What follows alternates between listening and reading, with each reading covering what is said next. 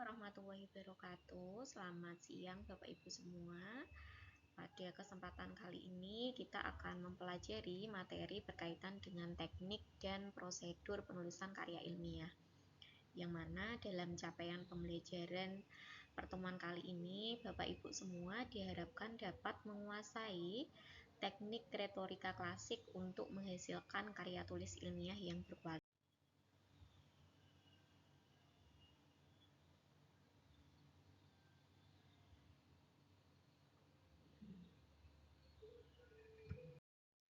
Nah, selanjutnya ada 4 pilar penulisan ilmiah yang perlu Bapak Ibu ketahui dan aplikasikan nantinya dalam penulisan karya tulis ilmiah.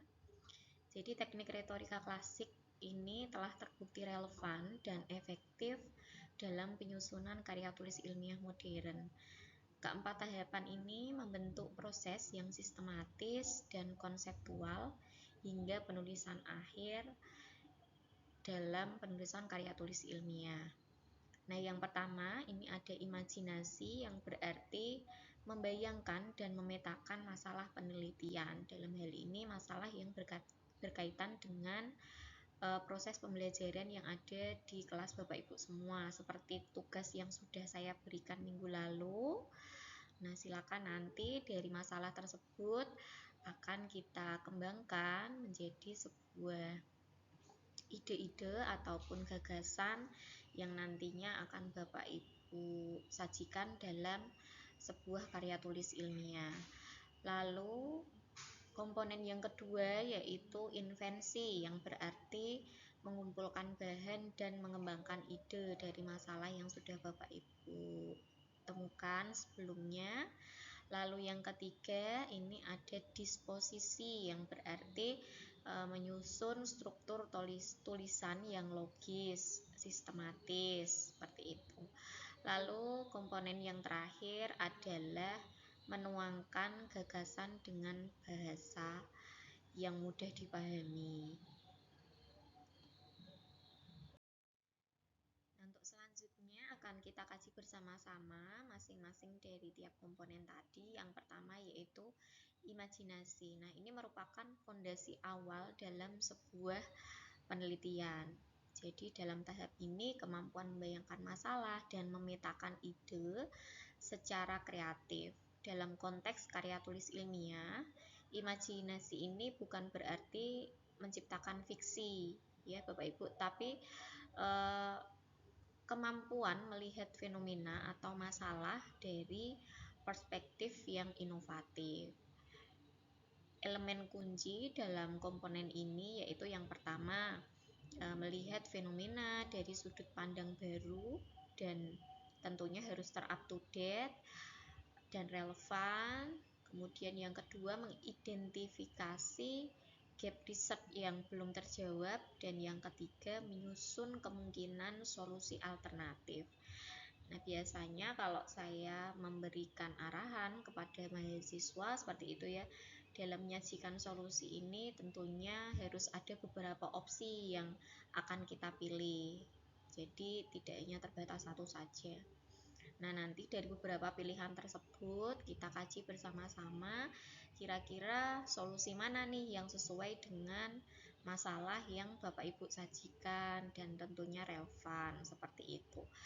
Nah, di sini juga saya menyajikan contoh praktis yaitu berkaitan dengan mengamati pembelajaran matematika yang kurang diminati peserta didik. Nah, dari permasalahan ini Bapak Ibu bisa memberikan sebuah solusi dengan memberikan sebuah pendekatan baru, misalnya yang relevan dengan saat ini ya, itu kan berkaitan dengan era digital ya. Jadi kita bisa memberikan solusi berupa media pembelajaran berbasis gamifikasi ataupun permainan edukatif yang bisa disimulasikan siswa secara langsung di dalam proses pembelajaran.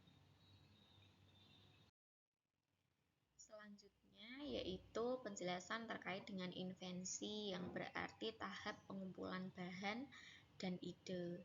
Pada fase ini merupakan fase krusial ya Bapak Ibu, yang mana peneliti itu mengumpulkan semua elemen yang diperlukan untuk membangun sebuah argumen ilmiah yang valid, solid, dan juga terverifikasi. Nah, dalam tahapan ini ada 3 langkah yang perlu Bapak Ibu lakukan supaya nantinya data yang Bapak Ibu sajikan itu lebih kuat gitu ya. Yang pertama yaitu mencari teori relevan. Jadi dalam langkah ini yang perlu Bapak Ibu lakukan adalah melakukan kajian pustaka mendalam untuk menemukan landasan teoritis yang mendukung penelitian. Lalu tahapan yang kedua itu ada mengumpulkan data, yang mana Bapak Ibu harus mengidentifikasi dan mengumpulkan data primer maupun sekunder sesuai metode penelitian. Lalu langkah yang terakhir di sini ada menyusun argumen awal. Jadi dalam langkah ini Bapak Ibu diharapkan dapat membangun kerangka argumentasi berdasarkan teori dan data penelitian yang sudah dikumpulkan. Pada tahapan invensi ini ada 3 pertanyaan fundamental yang perlu dijawab sebelum melangkah ke tahapan berikutnya. Yang pertama yaitu pertanyaan berkaitan dengan apa masalahnya. Jadi identifikasi masalah penelitian itu harus dilakukan secara spesifik dan terukur. Pastikan masalah yang dipilih memiliki nilai penting dan dapat diteliti. Jadi sifat masalahnya harus jelas ya Bapak Ibu, tidak boleh samar-samar gitu. Jadi jelas, terukur supaya nanti dalam pengumpulan data itu tidak menyulitkan kita sendiri. Kemudian pertanyaan yang kedua, apa alasan saya meneliti ini? Gitu. Tentukan signifikansi dan urgensi penelitian. Kemudian jelaskan kontribusi yang akan diberikan pada pengembangan ilmu pengetahuan ini seperti apa, kayak gitu. Kemudian pertanyaan yang ketiga yaitu berkaitan dengan bukti apa yang harus saya tampilkan. Jadi rencanakan jenis data dan bukti empiris atau bukti yang real, nyata, yang diperlukan untuk mendukung argumen dan menjawab pertanyaan penelitian. Nah, baik, sekarang kita masuk ke tahapan yang ketiga, yaitu disposisi. Nah, dalam tahapan disposisi ini, kita sebagai penulis harus menyusun struktur logis. Jadi, tahap mengorganisasi gagasan menjadi struktur tulisan yang sistematis dan mudah dipahami. Nah, dalam KTI umumnya mengikuti format IMRAT yang telah menjadi standar internasional seperti yang saya jelaskan di minggu sebelumnya ya, ada introduction, kemudian ada metode, ada result, dan yang terakhir ada conclusion. Kemudian tujuan utama dari tahapan ini yaitu memastikan tulisan mengalir koheren, tidak tumpang tindih, dan pembaca juga dapat mengikuti alur berpikir dengan mudah. Maka dalam tahapan ini diperlukan ketelitian, analisis ya dalam menyajikan setiap paragraf demi paragraf, dipastikan saling berkaitan atau terdapat benang merah dan tidak diulang-ulang seperti itu. Jadi supaya pembaca mudah dalam mengikuti alur berpikir yang kita tulis ya, yang kita sajikan di dalam karya tulis ilmiah kita. Seperti itu. Yang selanjutnya ini penjelasan struktur IMRAT dalam KTI. IMRAT ini merupakan singkatan ya Bapak Ibu yang terdiri dari introduction, kemudian methods, result, and discussion atau conclusion dalam hal ini. Introduction sendiri itu memaparkan latar belakang masalah, kemudian ada rumusan masalah dan tujuan penelitian. Lalu di tahapan metode itu kita harus menjelaskan metode penelitian apa yang kita lakukan, lalu dari pendekatan, desain penelitian, kemudian teknik pengumpulan data, instrumen penelitian, dan juga prosedur pengumpulan data. Dan yang keempat itu ada result atau penyajian hasil penelitian secara objektif dengan data dan juga visualisasi berupa diagram, grafik, atau yang lainnya. Lalu yang terakhir ini ada discussion atau pembahasan dan nanti ditutup dengan conclusion atau kesimpulan ya Bapak Ibu. Jadi dalam tahapan ini itu yang perlu kita lakukan adalah menganalisis dan menginterpretasi hasil serta menghubungkannya dengan teori-teori yang relevan dan juga hasil penelitian terkait. Nah, struktur ini itu dapat membantu pembaca memahami penelitian atau hasil penelitian ya yang sudah Bapak Ibu sajikan secara sistematis dari penyajian latar belakang masalah sampai pada akhirnya di kesimpulan seperti itu.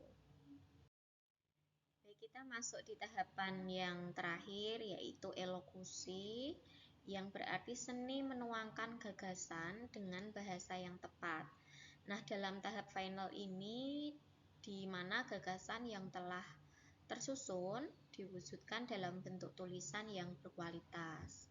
Nah, fokus itu pada pemilihan kata, kemudian struktur kalimat, dan juga gaya penulisan yang sesuai standar akademik. Nah, ini ada penjelasan dari masing-masing fokus itu sendiri. Yang pertama ada diksi ilmiah atau memilih kata-kata yang tepat, baku, dan juga sesuai dengan konteks keilmuan. Lalu tahapan yang kedua yaitu kalimat efektif. Jadi dalam penyusunan kalimat itu harus jelas, lugas, dan tidak ambigu, dan juga tidak boleh diulang-ulang ya. Lalu yang ketiga ada paragraf padu, jadi membangun paragraf yang kohesif dengan satu ide utama yang jelas.